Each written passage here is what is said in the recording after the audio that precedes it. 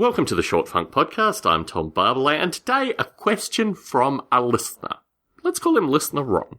Through some interaction, Ron described to me that he'd listened to some Short Funk podcasts and he thought that I might become a corrupt politician in later life.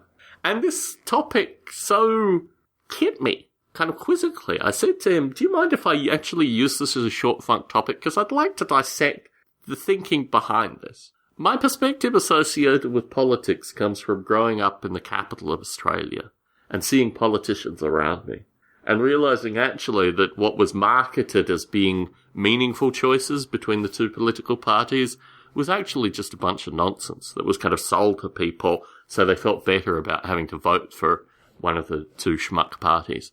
I say this, and I mean it. I'm not saying this for the sake of saying it. I'm saying that the current political system I want to have nothing to do with. And although I'm a representative in the local community, and I was very active in student politics up until high school, the thing that stopped me being active in politics when I got to college, to university, as they say in Australia, was because the two main parties were the only politics in town. You couldn't be an independent student politician. The political parties actually dominated politics at that point, and you couldn't run independently. If you were part of the political discussion in the universities, you had to affiliate with either political party, which from my perspective was ridiculous.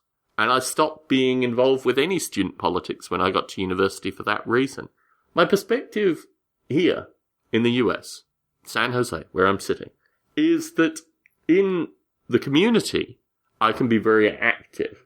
But as soon as I get to a level where I'm dealing with political parties, I've got no time for that process.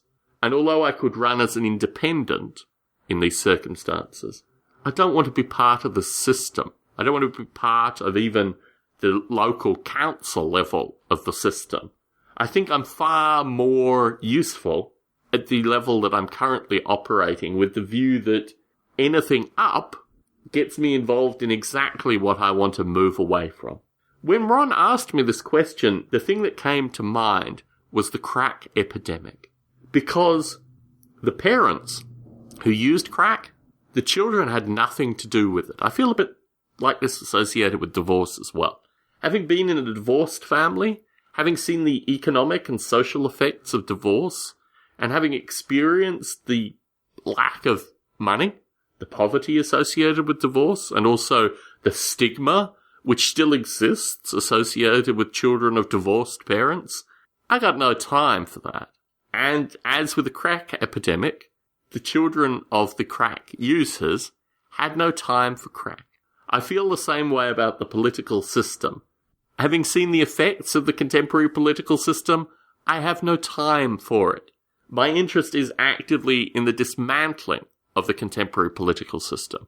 And I'm enabled to do that through forums such as this, to actively talk about alternatives, to convince others to perhaps have this perspective.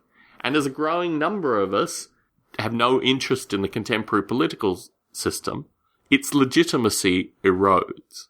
So, as a member of the community action group, I can use some of my wit and some of my candour to address certain issues, particularly the lack of policing and the lack of basic services that the community I live in receives. But when I get caught up in that politics thing, that two-party system nonsense, I'm becoming part of the problem. And I'm not going to do it. I'm interested in the future, not the present and the past. So, no, I don't see myself becoming a corrupt politician.